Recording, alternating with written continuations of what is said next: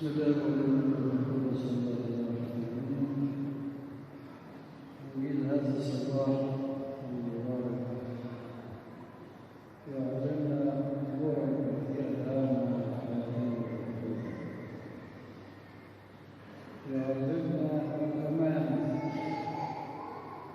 فيقول المفيد في القديم امين ايضا في الكثير، والظالم في القليل ظالم ايضا في الكثير.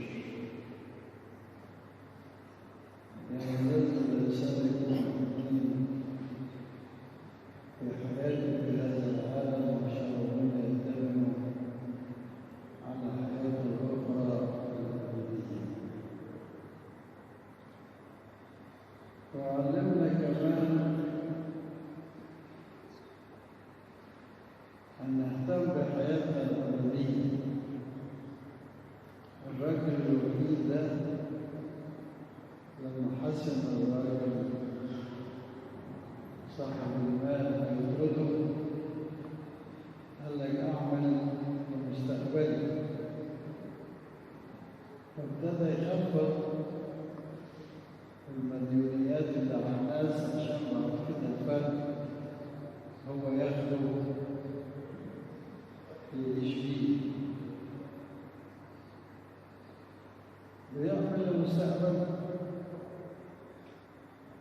فإحنا المفروض علينا نعمل لمستقبلنا الأبدي. حياتنا الأبدية أهم بكثير جدا من حياتنا على الأرض. حياة الإنسان على الأرض 60 70 80 100 سنة، لكن الأبدية لا تنتهي.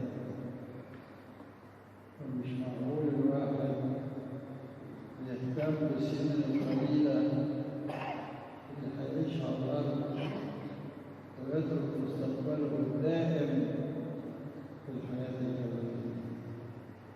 زي ما تهتم بحياتك على الأرض اهتم بأبديتك، زي ما تهتم بجسدك اهتم بروحك، زي ما تهتم بحياتك كده اهتم بمستقبلك، حياتك الأبدية وخلاص المستقبل. كمان برضه إنجيل هذا الصباح يعلمنا حاجة، يعلمنا أن نعطي نتصدق. المسيح يقول لنا: وأنا أقول لكم اصنعوا لكم أصدقاء من مال الظلم. مال العالم، يعني مال العالم بيسميه مال الظلم، مش اللي بيدينا مال ظلم احنا ظلمه، لكن هو بيسمي مال العالم ده مال ظلم.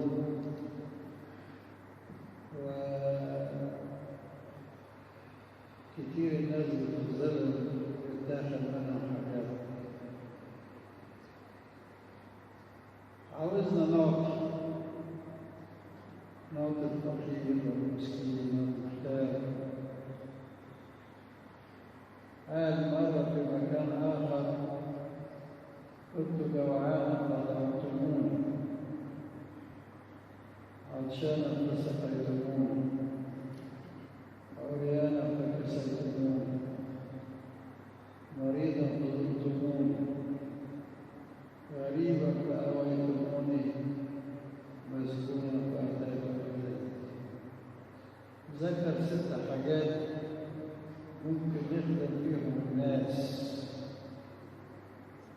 اللي جعان ندعوه، واللي عطشان نسقيه، واللي عريان نكسيه.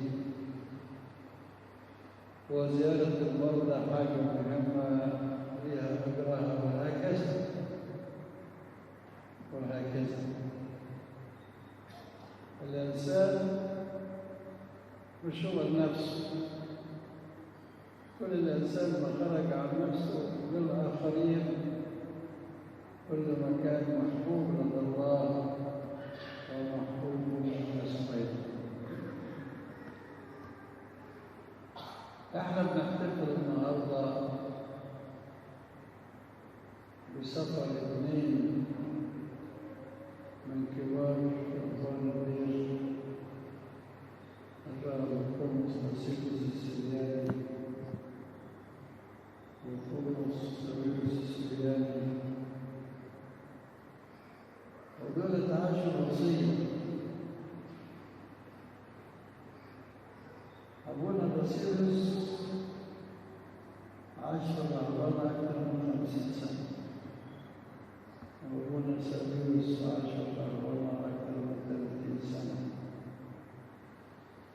أعطوا أولا أنفسهم لله، ثم أعطوا بقدر ما يمكنهم العطاء. خدموا الليل، خدموا الكنيسة، خدموا الناس بقدر استطاعتهم، واحتملوا من الأمراض وحروب الشياطين، واحتملوها كلها بشكر ورضا علشان أجرهم يكبر ويزيد. ولما كمل جهادهم رجعوا إلى بيتهم الأبدي ليستريحوا،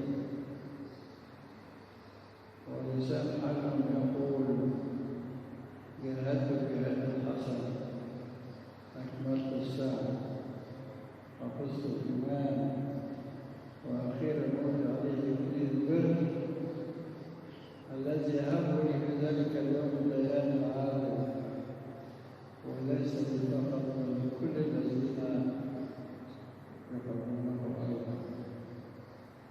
كل إنسان يحب ربنا، كل إنسان عاش الوصية، عاش مخافة الله، له في السماء إكليل لا يزول ولا يضمحل. كل اللي بيحب ربنا بيحبه أيضا. وقول لهم في الآخر: تعالوا لا مبارك أبي، رزق الملكوت المعلق من تأسيس العالم. فالذين سبقونا راحوا إلى الراحة والتعب، وراحوا إلى النور الذي أرى من الحزن والكآبة والتنهد في أحضان أبانا القديسين إبراهيم وإسحاق ويعقوب. فإحنا الرهبان ما نزعلش قوي على إخوتنا الذين راحوا، لأننا مطمئنين لمصيرهم الأبدي، إنهم أرض الرب أعمال صالحة تليهم الأجر السماوي. هم فرحانين في السماء. والنهارده كده بتدبير إلهي جاء القداس في 29 مرونة، العيد الشهري لثلاثة أعياد الكبار.